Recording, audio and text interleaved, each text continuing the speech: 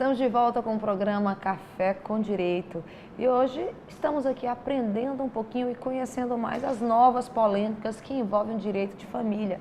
Coisas novas, como por exemplo, guarda compartilhada. No bloco anterior, nós vimos qual é o conceito de guarda compartilhada, né, da responsabilidade dos pais e aí vão. Agora eu pergunto, doutora Lília, e no caso de um descumprimento, por exemplo, já fazem 5 meses, 7 meses da determinação do juiz, que será uma guarda compartilhada e, infelizmente, o pai das crianças apenas paga a pensão, época de matrícula de colégio, não quer saber qual escola que os meninos vão cursar, não vai ver as crianças sentem falta, chora, a mãe já não tem mais o que dizer. O que uma mãe pode fazer juridicamente falando para sensibilizar esse pai para poder ver e conviver com seus filhos?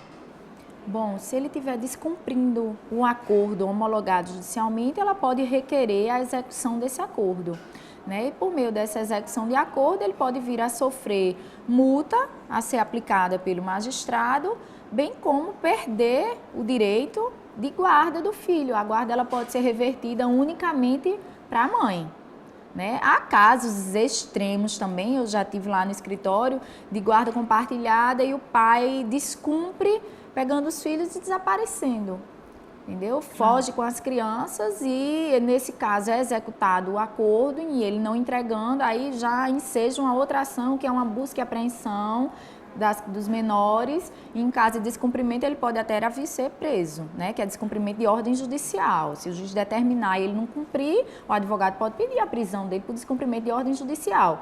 Mas eu acho que a punição maior para esse pai seria a perda total do direito de guarda ao filho, de direito de visitas, revertendo a guarda unicamente para a mãe. Então, muitas vezes o prejuízo numa relação dessa quantidade de mães solteiras, e às vezes não é só a questão financeira, é a presença mesmo, é a participação, é o papel do pai, né, na educação do filho que faz falta e que, como a doutora Lília falou, que pode ser muito bem executado. Outra polêmica também, já voltando nessa questão, né, que aí não deixa de ser um abandono afetivo. Um pai que não visita, um pai que não participa, que não sabe quais são os problemas que o filho passa de saúde, que simplesmente se interessa em pôr o dinheiro, ele está abandonando afetivamente o filho. Aquela grande polêmica de se pedir indenização. Como está? Ainda se pede indenização? É cabível uma indenização do filho contra o pai que o abandona? Sheila, isso é uma polêmica grande realmente. É um caso delicado, né? Até acompanhando que a pergunta anterior de execução, de obrigação, de visita, etc. É uma obrigação porque foi um acordo cumprido e homologado com o juiz e se torna uma decisão judicial. Mas já entrando nessa questão do abandono afetivo da sua outra pergunta, é complicado porque ninguém pode obrigar ninguém a gostar, a ter afeto, né? Infelizmente, muitos pais abandonam afetivamente seus filhos, seja pai, seja mãe. Também eu não vou ser só oriunda de meter sarrafo no pai. A mãe também faz isso, em poucos casos, mas faz. Mas o que é que acontece? O judiciário ele está bastante dividido. Já houve tiveram algumas decisões concedendo indenizações para mães, para filhos, no caso de abandono afetivo, é aquele pai que nunca cuidou, mas isso eu quero chamar a atenção que não é qualquer abandono afetivo. Esse caso mesmo, que já houve uma decisão, não me recordo o número do RESP, ele fundamenta a decisão em dar indenização, como assim, o pai, ele tinha 2 filhos, então ele amava, ele cuidava, ele levava para viajar, ele passeava, ele dava presentes e o filho tinha de tudo, que é aquele filho que ele tinha dentro do casamento, o filho que ele amava e tal. Surgiu um outro filho que foi fora do casamento, foi uma aventura por meio, né? Infelizmente, de uma aventura que durou pouco e ele não gostava desse filho. Então, ele não tinha afeto, abandonou, o filho nunca teve uma boa educação, uma boa escola, um plano de saúde bom, como o outro irmão tinha.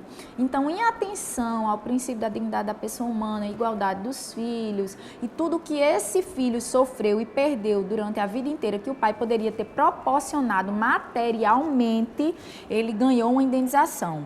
Mas pela perda material de que o pai ofertou para o outro filho e não a ele. Mas por abandono afetivo, pela falta de amor, de afeto e de cuidado, hoje eu, como a maioria da doutrina, já entende, e os tribunais estão seguindo para isso, já tem decisão recente também da ministra Nancy Andrighi, de que não gera indenização. Certo? Até a corrente de Nelson Rosenwald, ele escreve sobre isso, que ele fala, ele defende a indenização, mas em casos de um acordo feito, homologado, descumprido, aí você pode executar por meio de uma responsabilidade civil, gerando aquilo ali uma responsabilidade civil, mas não a responsabilidade afetiva, de amor, de afeto de pai para filho. Né? Infelizmente, ninguém pode obrigar ninguém a gostar de ninguém, nem o pai para o filho. Ele até eu já vi gente defender, dizer explicitamente em vários congressos que eu já frequentei, inclusive teve uma palestra recente no Congresso Nacional de BDFAN que era sobre o direito de odiar. O tema era esse, o direito de odiar. E ela defendia isso, entendeu? Que ninguém pode se obrigar a gostar, a amar, ter afeto por alguém, pelo outro. Isso aí se conquista, né? O afeto, ele é conquistado. Ele não é imposto, não pode ser imposto. Então, mesmo vindo de uma criança que é indefesa, que não tem poder de escolha. Que não pediu para nascer, que não pediu para vir ao mundo. Porque o STJ defende também do que, e a doutrina defende, que geraria uma patrimonialização do afeto, que é o que eles não querem.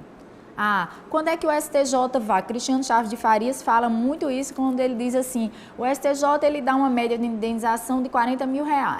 Então, se a máxima de indenização que o STJ dá é R$40 mil, 80 mil, 50 mil, não importa o valor, então eu vou pagar o meu filho, que eu não gosto, que eu não quero ver, que eu não quero visitar, eu vou pagar R$40 mil. Está aqui, meu filho, 40 mil por eu não gostar de você. E acabou?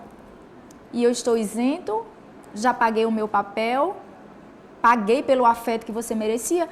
E ele defende isso, o afeto, o amor não tem preço. Por isso que não pode ser arbitrada indenização por falta de afeto, entendeu? Por abandono afetivo. Infelizmente, é uma coisa que não se mede, não se conquista, não se impõe e não pode impor valores. Porque assim seria fácil. Então, tá bom, gera indenização, vamos arbitrar uma indenização por abandono afetivo, então o senhor pai vai pagar ao seu filho R$50 mil por nunca ter ido visitá-lo. Isso não vai curar de alguns traumas que ele deixou. Exatamente, não vai curar, durante o abandono, não vai passar. De uma vida. E isso até Nelson Rosenwald defende que isso vai gerar até uma impossibilidade desse pai futuramente se arrepender. Porque se ele for condenado num processo desse, pagar R$40 mil, ele diz, pronto, já paguei a minha parte, seja qual é o valor, já paguei a minha parte e não devo mais nada. E se isso não acontecesse, ele pode um dia, esse pai que nunca viu o filho, um dia na vida ele pode se arrepender, né?